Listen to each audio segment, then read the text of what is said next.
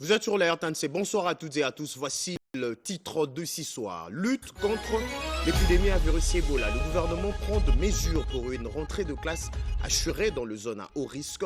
Dans le corps de votre journal, vous verrez le ministre de la Santé publique, Samuel Roger Ekamba, présenter le bilan de la riposte contre Ebola. À suivre également à la une, avec ses 80 millions d'hectares de terres arables, la RDC caresse l'ambition de lutter contre la famine.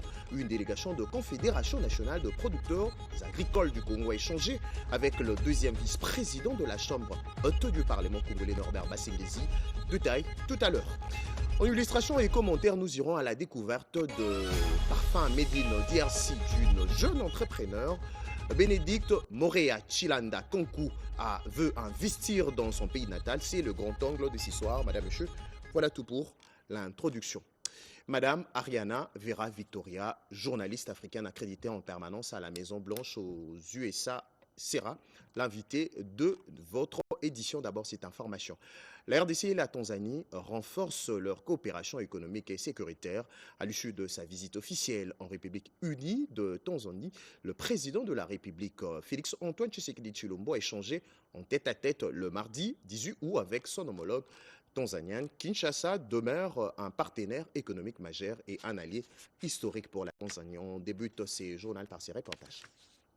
La visite officielle du président de la République Félix Antoine Tshisekedi Tshilombo en République unie de Tanzanie a été marquée ce mardi 18 août 2026 par des entretiens en tête-à-tête au State House de Kizimkazi à Zanzibar avec son homologue tanzanienne Dr Samia Suluhu Hassan.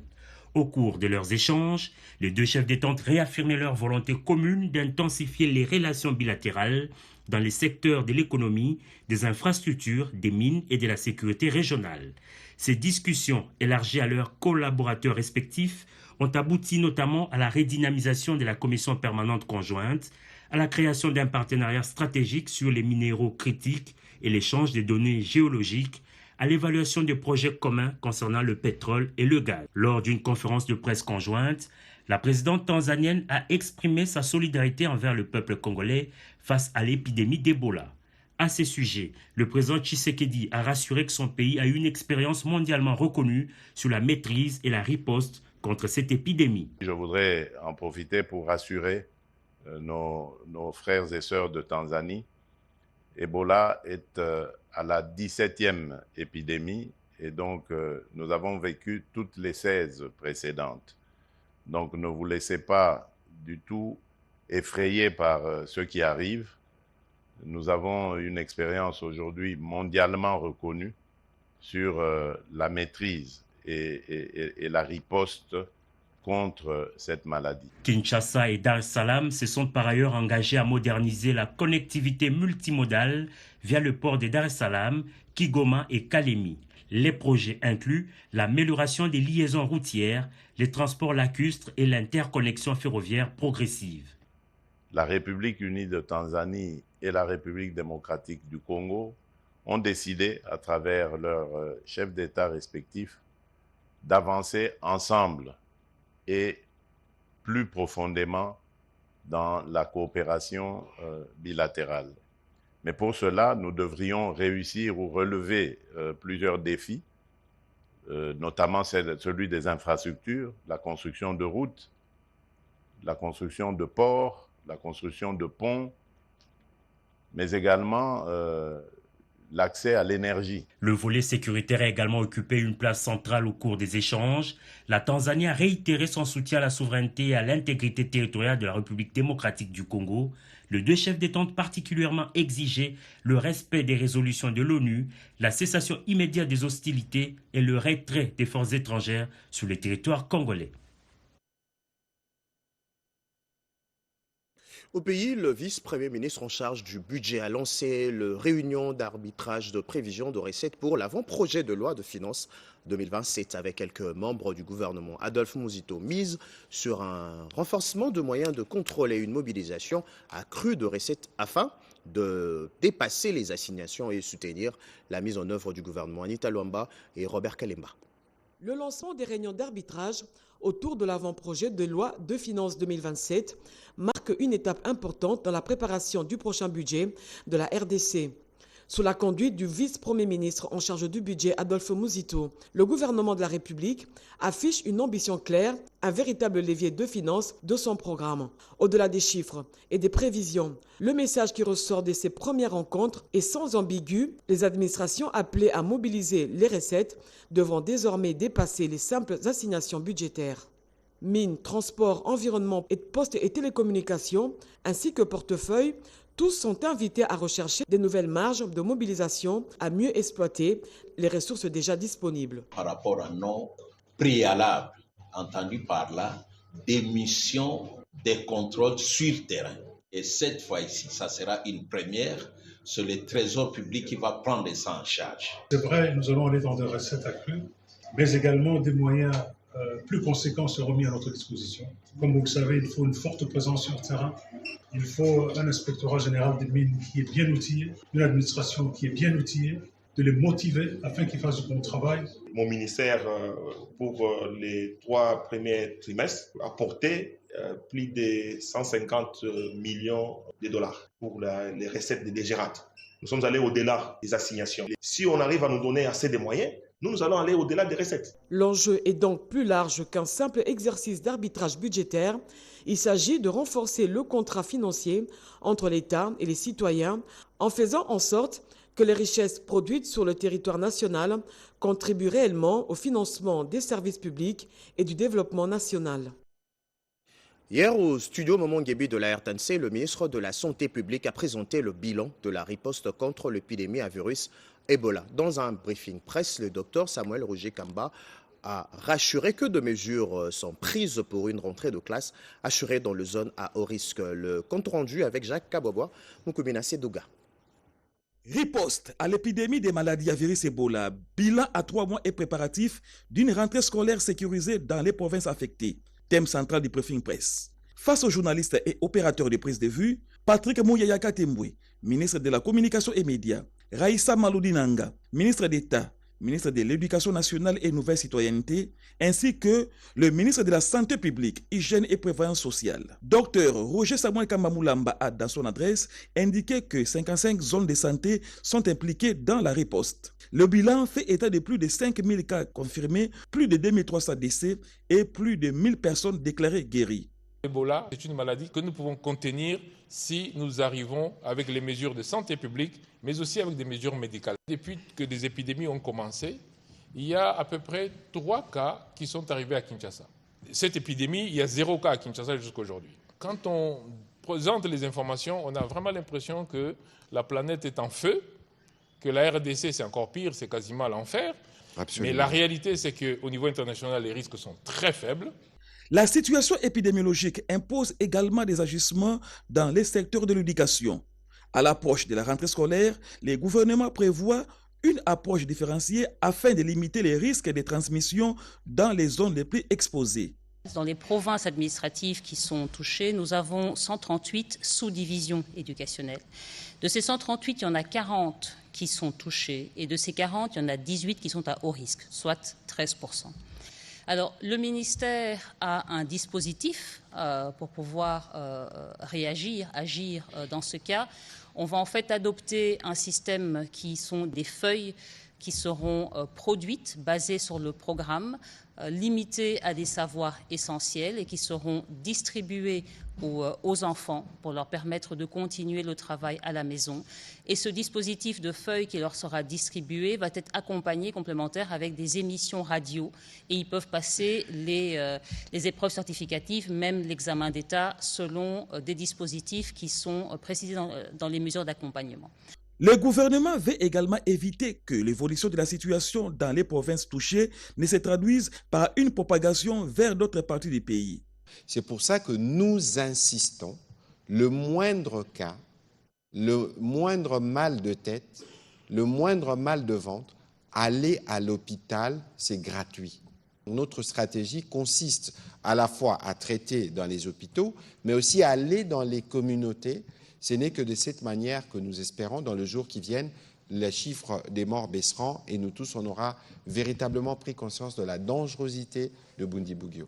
Après 3 mois d'intervention, la République démocratique du Congo entend ainsi poursuivre les efforts pour contenir la maladie, renforcer la prise en charge des personnes affectées et empêcher l'apparition de nouveaux foyers tout en adaptant progressivement les mesures aux réalités de chaque zone de santé. Allez, on change carrément de registre. Le recensement de la population entre dans une phase décisive. À l'Institut national de préparation professionnelle, les formateurs sont désormais outillés pour cartographier le territoire et préparer un dénombrement basé sur de données fiables. C'est un commentaire de Cédric Enina sur les images de Fisson à Vingana. La RDC prépare activement son prochain recensement. La formation des formateurs en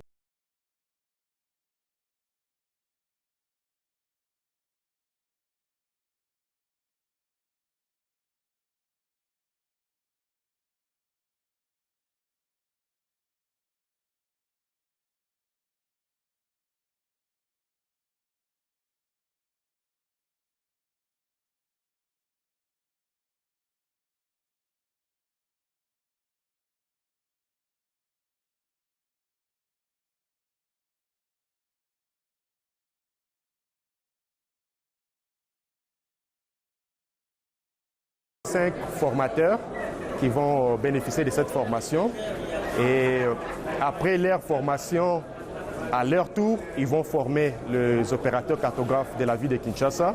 Ils seront déployés au niveau de chef-lieu de province pour commencer la formation des chefs de brigade au niveau de province. Le RGPH2 franchit ainsi une nouvelle étape. Mieux connaître la population pour mieux répondre à ses besoins. La cérémonie a réuni plusieurs représentants des institutions impliquées, notamment les représentants du ministère du Plan, celui des UNFPA, de l'Institut national de la statistique et les coordonnateurs techniques du BCR. Je le disais, à l'entame de cette édition, la RDC possède près de 80 millions d'hectares de terres arables de ces pays continents au cœur de l'Afrique compte lutter contre la famine pour promouvoir une agriculture meilleure. Une délégation de Confédération nationale de producteurs agricoles du Congo a échangé avec le deuxième vice-président du Sénat. Dans le cadre de la défense des intérêts du monde rural, une délégation de la Confédération nationale des producteurs agricoles du Congo, conduite par Mme Espérance Nzouzi Mwaka, a été reçue ce mercredi par le deuxième vice-président du Sénat, Norbert Basengezi Katitima. Au cœur des échanges figurait la contribution de la masse paysanne à l'élaboration de la loi sur les semences. Nous sommes là juste pour plaider pour l'intérêt des paysans, et les paysans sont indivisibles. Et ceux qui sont organisés et ceux qui ne sont pas organisés, nous sommes un. Nous voulons simplement protéger nos terres, conserver nos terres, produire pour nourrir le peuple congolais. Au-delà de la question sémencière, les représentants des producteurs agricoles ont profité de cette audience pour soumettre une série de doléances prioritaires. Pour une autosuffisance alimentaire des Congolais, le deuxième vice-président a encouragé la CONAPAC à l'unité de tous les paysans congolais, structurés ou non afin de préserver les terres nourries, le peuple congolais, et redonner à la République démocratique du Congo sa position stratégique des greniers agricoles au cœur de l'Afrique, conformément à la vision du chef de l'État, Félix Antoine Tshisekedi Tshilombo. L'hôtel de ville de Kinshasa met le cap vers un nouvel espace commercial moderne. Le gouvernement provincial annonce la construction du nouveau marché de Binza-Upen dont les travaux de construction seront lancés dans le tout prochain jour. Sur place, le gouvernement a procédé à la démolition de constructions anarchiques. Le nouveau marché de Binza-Upen prévoit 1300 étalages d'1 mètre sur 7. 2 allées de 2,8 mètres et 1,8 mètres ainsi que 75 locaux commerciaux, 25 box sanitaires, 10 douches et un parking pouvant accueillir jusqu'à 100 véhicules. Sur instruction du gouverneur de la ville-province de Kinshasa, le ministre provincial des infrastructures, travaux publics, affaires foncières, urbanisme et habitat à la Chilungu ainsi levé l'option de mettre fin à cette occupation anarchique. 2 espaces publics et de réaffirmer l'autorité de l'État. Une importante opération de démolition est menée sur le site. Depuis plusieurs jours, elle permet de libérer et de récupérer les emprises publiques et en vue de leur réaffectation. Sur place, la population accueille favorablement cette opération de démolition de constructions anarchiques. Pour plusieurs riverains, cette intervention était devenue nécessaire pour mettre un terme à cette situation qui, au fil des années, avait contribué à installer le désordre dans cette partie de la capitale. Nous allons essayer en tant que Congolais, des pères et des mères.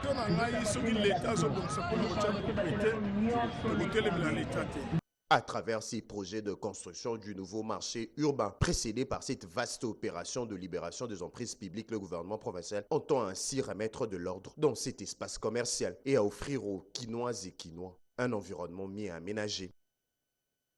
Le Conseil supérieur de la magistrature et la Caisse nationale de sécurité sociale des agents publics ont renforcé leur collaboration en matière de protection sociale de magistrats. Une séance de sensibilisation et d'immatriculation de hauts magistrats s'est tenue hier mardi à Kinshasa dans la salle Marcel Liaou de la Cour de cassation. Marie-Reine Nzeba et Nadine Futuka. À l'initiative du Conseil supérieur de la magistrature, la grande salle d'audience Marcel Liaou de la Cour de cassation a servi de cadre à la sensibilisation et l'immatriculation des hauts magistrats à la Caisse nationale de sécurité sociale des agents publics de l'État. Au cours de la cérémonie présidée par le premier président de la Cour de cassation, le professeur Ndomba Kabea Eli Léon. Au cours de cette cérémonie, le directeur général Junior Mata a sensibilisé les bénéficiaires sur le bien fondé de l'intégration des hauts magistrats au régime de sécurité sociale piloté par la et il a aussi rappelé les dispositions pertinentes de la loi. Les différents discours d'éclaircissement du public ayant pris part à ces assises ont donné lieu à une série de questions des hauts magistrats qui ont reçu des réponses satisfaisantes. Le DG Junior Mata a également fourni des éclaircissements sur la gouvernance de sa structure, son système de contrôle interne, sa gestion des risques ainsi que son système managérial de qualité ISO 9001. Je remets solennellement au premier président de la Cour de cassation, deuxième vice-président du Conseil supérieur de la magistrature, représentant du président de la Cour constitutionnelle et président du Conseil supérieur de la magistrature, la carte de sécurité sociale de Madame Marie-France Maubé. Le lancement de l'immatriculation de hauts magistrats concernés est intervenu aussitôt après les échanges ayant précédé l'exposé technique autour de cette opération qui va se poursuivre sur le même site. Je disais en titre ce soir, elle est la première journaliste africaine accréditée en permanence à la Maison Blanche aux USA. Madame Ariana Vera Victoria est notre invitée de ce soir. Bonsoir et bienvenue. Bonsoir. Pour première question, pouvez-vous nous faire une synthèse de votre parcours et votre rôle à la Maison Blanche? Oh, sure. Thank you. Bonsoir. Merci beaucoup. Thank you very much for having me today. It's an honor for me to be in Kinshasa, to be in Congo, and especially here at the national television of DRC. Merci de m'avoir invité aujourd'hui. C'est un honneur pour moi de venir à Kinshasa en RDC, spécialement sur les plateaux de la télévision nationale. Mon rôle, comme vous le savez, je suis première femme africaine correspondante permanente à la Maison Blanche. Je représente toute l'Afrique, non pas seulement la RDC, l'Angola ou le Mozambique, mais tous les continents africains. C'est un grand travail. Nous avons besoin de parler de l'histoire de l'Afrique. Pour ce faire, nous devons être à des places comme celle-ci. J'ai commencé le journalisme à 18 ans en Angola. En termes d'études et d'expérience, tout s'est fait en Angola.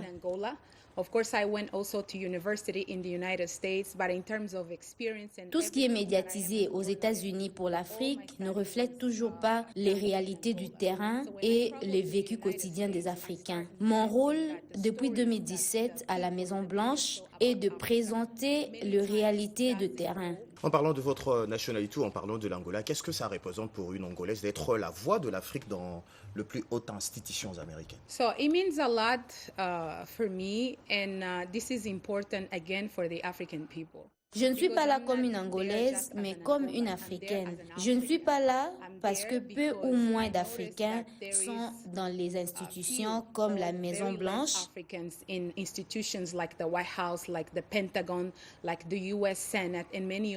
Je suis là parce que peu ou moins d'Africains sont dans les institutions comme la Maison Blanche, le Pentagone ou le Sénat, où sont prises des grandes décisions qui affectent notre continent.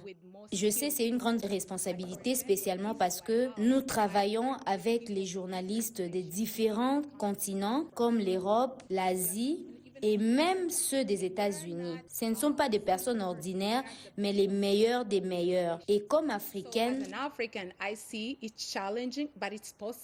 c'est un challenge. Et comme Africaine, c'est un challenge. Personne ne peut mieux raconter l'histoire de l'Afrique que nous-mêmes. Les plus importants pour moi, je connais mon objectif et ce à quoi je me concentre et pourquoi je suis là. Je vais montrer la vraie image de l'Afrique, de la RDC et de l'Angola. Voilà pourquoi je suis là. En parlant de challenge, narration, influence, je vais plus m'attarder sur influence. Comment arrive-t-on à faire entendre la perspective africaine dans une salle de presse dominée par le grand média occidentaux? This is a great question. C'est une grande question. La meilleure façon de faire, c'est d'être là. Si on n'est pas là, difficile de changer la perception et le narratif sur le continent.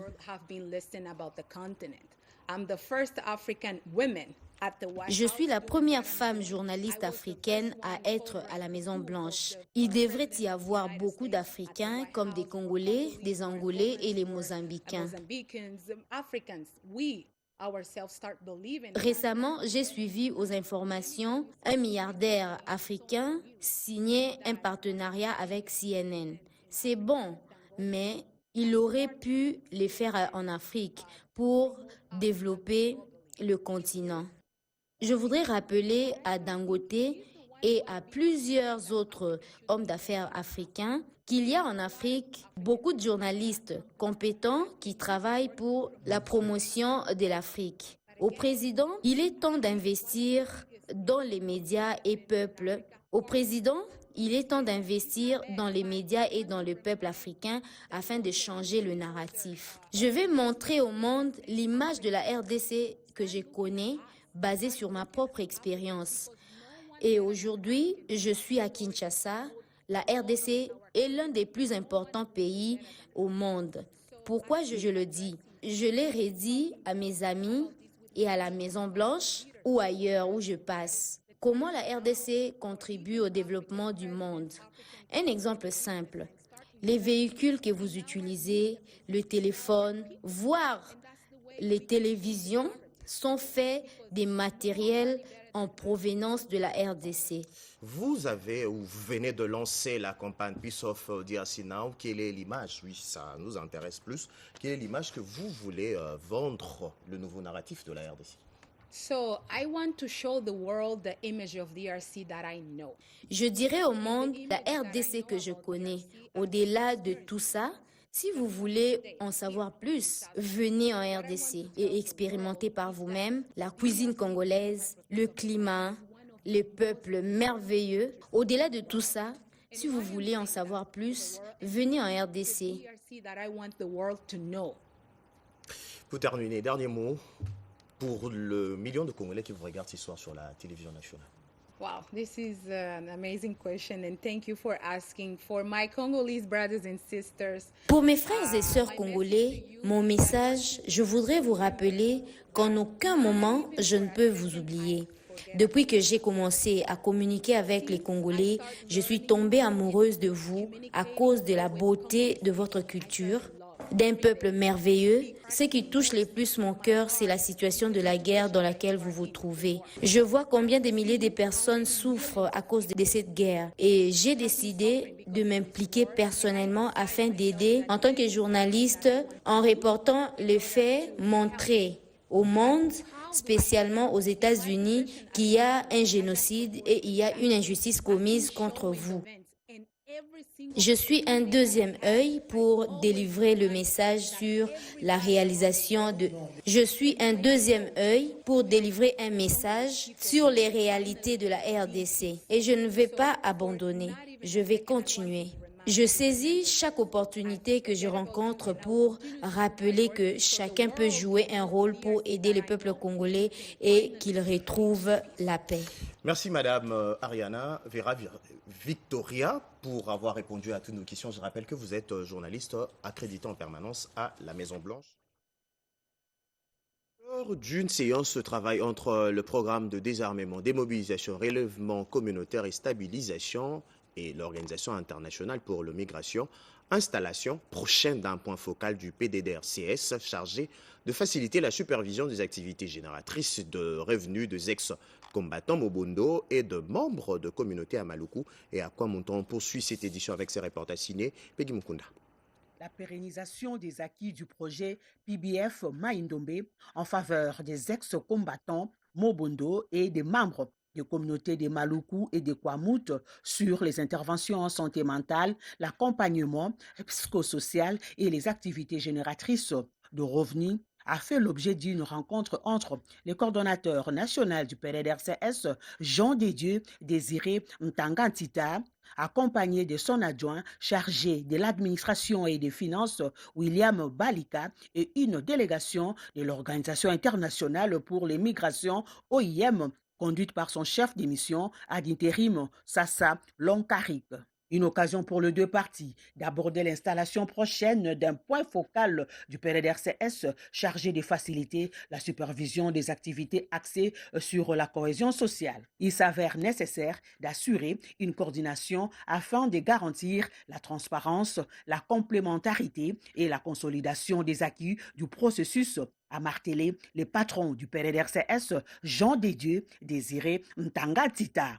Par ailleurs, d'autres dossiers d'intérêt commun ont été abordés, à savoir le soutien de l'OIM à la riposte contre la maladie à virus Ebola en Ituri, la mise en œuvre de l'accord de Washington sur les rapatriements des FDLR ainsi que le rapatriement vers le Burundi des combattants étrangers actifs à Uvira dans le cadre du groupe de contact et de coordination.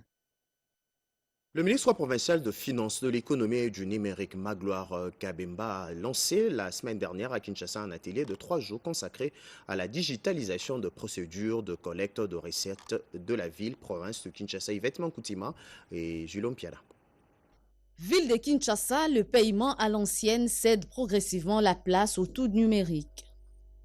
La collecte des taxes et autres recettes provinciales se modernise.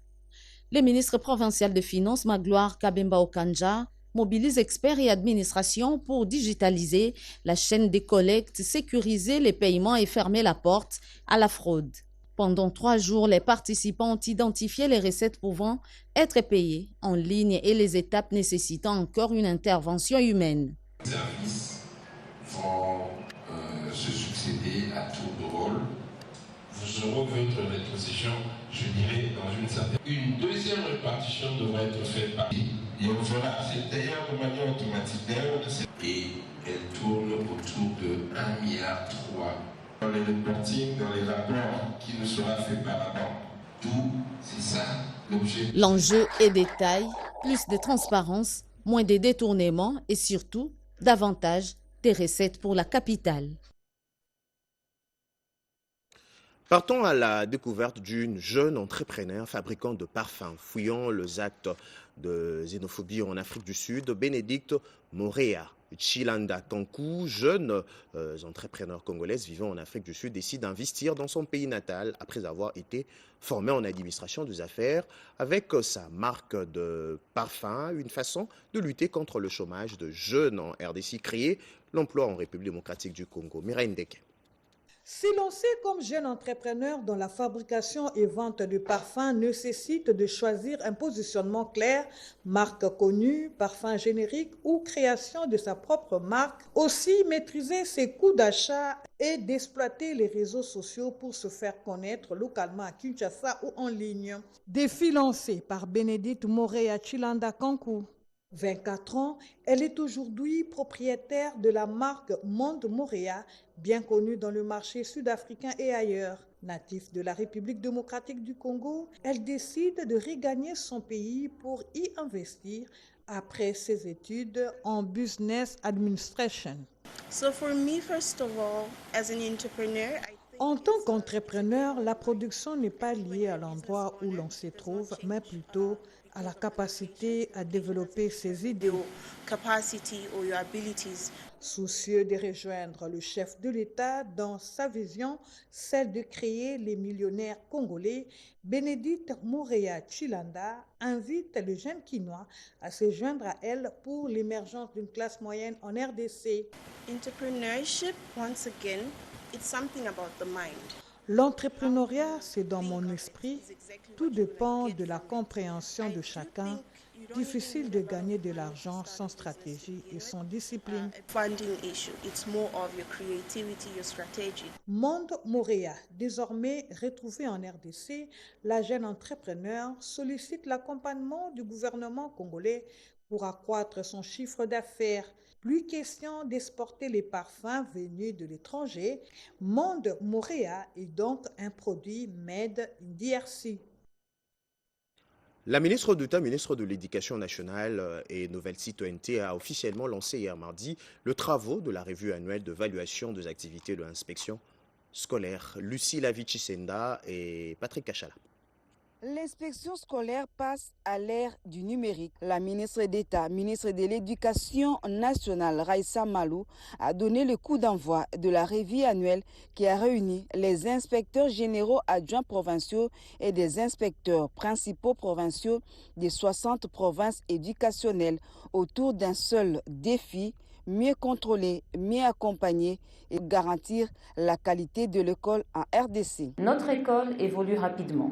Les usages numériques se développent. L'inspection ne peut plus rester en retrait. Mais la numérisation ne se résume ni aux ordinateurs, ni aux plateformes.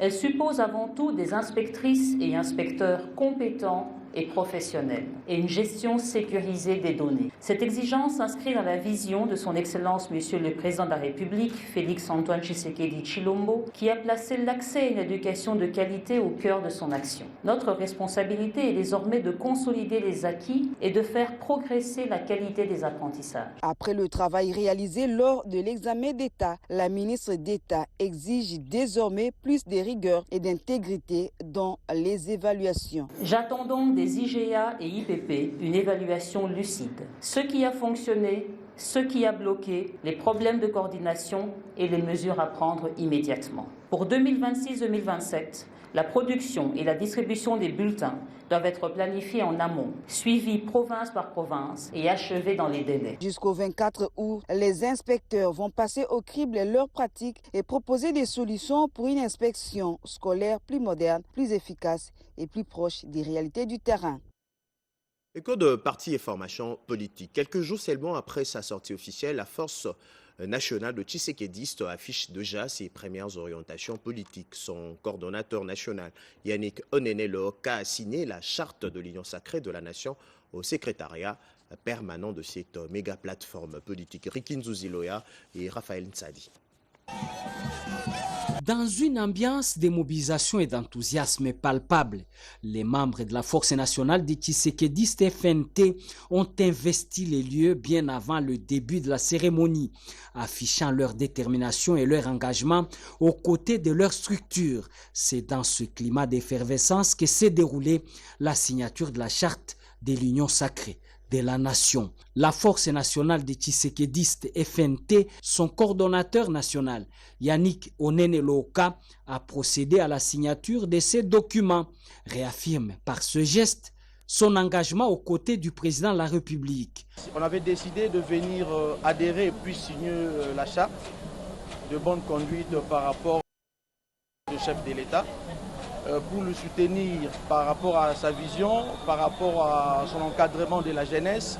Au nom du professeur Mbata, la délégation a été accueillie par le conseiller politique du secrétaire permanent. Nous sommes heureux de recevoir aujourd'hui la place belle FNT qui est venue signer la charte de l'Union sacrée de la nation pour matérialiser Ce qu'ils ont toujours fait, c'est-à-dire soutenir les chefs, appuyer les chefs, accompagner les chefs dans tout ce qu'il entreprend dans sa vision de refonder l'État congolais, dans sa vision de sauvegarder l'intégrité territoriale de notre pays.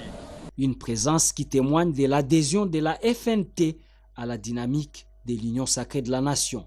Par cette signature, la force nationale des Tshisekedi réaffirme son soutien aux actions du président de la République, Félix-Antoine Tshisekedi Tshilombo, particulièrement celles en faveur de la jeunesse congolaise à tous les niveaux.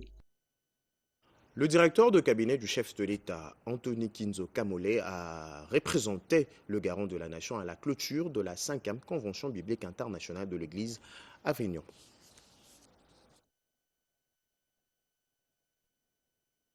Cette cérémonie de clôture s'inscrit dans le cadre de la dédicace de la nation à Dieu par le chef de l'État Félix-Antoine Tshisekedi Tshilombo au stade des Martyrs. Les prédications du directeur de cabinet du chef de l'État représentant le président de la République, le pasteur Anthony Kinzo et du pasteur Justin Kalumba ont porté respectivement sur la foi agissante et la satisfaction. Je suis venu dire à quelqu'un, le critère de Dieu pour faire de toi leader n'est pas le critère des hommes sur terre. Même si tu es tresseur ou tresseuse des cheveux, si l'onction est sur toi, le prophète s'élèvera. Prenant la parole, le révérend docteur Jean-Baptiste Kembo, visionnaire de la Convention, a exhorté la jeunesse au leadership et à l'intégrité. Le révérend docteur Jean-Baptiste Kembo a également procédé à la distribution gratuite de 300 exemplaires de son ouvrage « Leadership glorieux ». Parce que le leadership glorieux, c'est un ouvrage. Le Seigneur nous a accordé la grâce d'écrire cet ouvrage. Le leadership glorieux, 100 principes du leadership de Jésus. Les 100 principes du leadership pratiqués et enseignés par le Seigneur Jésus-Christ. Dans son mot, le président de la Convention a appelé les chrétiens à s'impliquer dans la transformation de la société par la parole et l'engagement citoyen. En province, le gouverneur du Bas-Ouélé, Mike David Mokeni, a échangé avec le président de la FECOFA, Samuel Eto'o, pour ils ont échangé sur le question de stage des équipes de sa province, Edi Tchala et Gilom Piana. Le gouverneur du Bas-Ouélé, Mike David Mokeni, ne manque aucune occasion de mettre en lumière les potentialités de sa province. Lors de sa rencontre avec l'international camerounais Samuel Eto'o, aujourd'hui président de la Fédération camerounaise de football, le gouverneur a présenté les différents projets et ambitions sportives du Bas-Ouélé. Parmi les sujets abordés, la construction du stade de Bouta, actuellement en cours, l'évolution des équipes de la province dans les compétitions nationales, la promotion des talents locaux, ainsi que le projet de création d'une académie de football à Bouta. Bonjour chers petits frères de l'Étoile du Congo, j'espère que vous m'avez reconnu. Le rêve est possible, très possible. Si vous me voyez, c'est que ce rêve est juste là. Mais vous devez croire, travailler pour ça et nous allons vous aider. Donnez les outils nécessaires, mais c'est à vous d'aller chercher ça. Et j'espère passer un moment très bientôt avec vous, avec mon frère. Cette rencontre ouvre également des perspectives de collaboration entre le Football Club Barcelone et l'Étoile du Congo, notamment pour promouvoir, détecter et accompagner les talents locaux. Un échange riche et prometteur qui pourrait contribuer à offrir de nouvelles opportunités aux jeunes footballeurs du Bas-Ouélé. Vous allez corriger avec nous Samuel Eto'o, président de la Fédération camerounaise de football. Le notable de la province du Kwilu, qui sont dans l'organisation de la célébration du centenaire de la mission Kikongo, a été en réunion pour la réussite de ces grands événements. Christine Lenzo. La mission Kikongo va très bientôt totaliser 100 ans depuis que cette cité est aménagée et rendue viable par les missionnaires américains en 1929. Les préparatifs de la célébration du centenaire de cette mission de la province du Kwilu vont bon train, les ressortissants de cette province ayant étudié et bénéficié des bienfaits de la mission Kikongo. C'était au cours d'une assemblée générale tenue par les comités d'organisation du centenaire de la mission Kikongo, présidé par les professeurs révérend docteur Robert Kwim Bibibikan. Aujourd'hui, nous sommes venus réfléchir pour l'événement du centenaire de 2029, parce que c'est un ordre du Dieu. Parmi les invités, les députés Mambo Katunda, Maître Robert Kimwanza et Jean-Pierre Mukwanga. Il s'y est de noter que la mission Kikongo a formé depuis l'école primaire et secondaire des Congolais, dont la plupart devenus de nos jours théologiens, médecins, professeurs, avocats et autres. D'où cet appel à tous les bénéficiaires de cette formation de la mission Kikongo d'apporter leur main à cette organisation pour sa totale réussite. 100 ans d'existence sur cette terre des hommes, ça s'est fait, selon le pasteur Nkwim, président du comité d'organisation, assisté du pasteur Sinos Boussobo, de l'ex-bourgmestre Télé Mukwanga et Célestin Bilumbu Fakwilu. La politique et la religion font parfois marche ensemble. Le rassemblement du dimanche dernier au stade Tata Raphaël a démontré l'influence du prophète Mulindwa et l'église pentecôtiste Lumière du Monde, cité de refuge. Il veut voir le président de la République continuer l'œuvre en faveur du peuple. Edi Tchala. Le visionnaire de cette église, le prophète Dr Jules Mulindwa, a fait une véritable démonstration des forces de sa popularité à Kinshasa et dans l'arrière-pays. Le stade Tata Raphaël, la refusée du monde, et ses environs débordés avec une marée humaine composée de fidèles et quelques invités de marque. C'est l'une des rares mobilisations des membres pour une seule église à Kinshasa depuis plus de 5 ans, au stade Tata Raphaël et ses environs débordés. Ils sont tous fidèles de l'église pentecôtiste Lumière du Monde, cité des refuges. Il faut noter la présence à ces cultes d'Augustin Kabouya, secrétaire général et président par intérim de l'Union pour la démocratie et le progrès social, UDPS Tshisekedi. Chef alobaki, soki peuple et lobiako bana musala akosala. Le peuple, c'est nous, et on veut que vous soyez encore là pour poursuivre l'œuvre que vous avez commencée, celle de construire le pays, rétablir la paix et instaurer l'autorité de l'État sur toute l'étendue de la République démocratique du Congo. Si vous avez besoin de signatures pour une pétition en faveur du changement de la Constitution, mon église vous garantit 1 million de signatures. Soki basengi 100 000 nakopesa bango 1 million de signatures. Biso peuple, toza simanaye à 100%. Consacré premier grand prix mondial pour la paix, décerné par les scientifiques congolais, Jules Mulindwa et les fidèles de son église disent oui au changement de la Constitution qu'ils considèrent comme un acte de vente du pays en référence à l'article 218 de cette loi fondamentale. Et avant de nous quitter, Madame, Monsieur, si vous concerne, une pétition a été lancée pour la reconnaissance du génocide congolais, génocide commis dans la partie est de la RDC pour 2 raisons économiques. Si vous concerne avec votre téléphone, ces codes qui hier vous permet de faire entendre votre voix. Voilà tout pour ce soir. C'était un plaisir de vous informer durant toute cette semaine. Je vous retrouve lundi.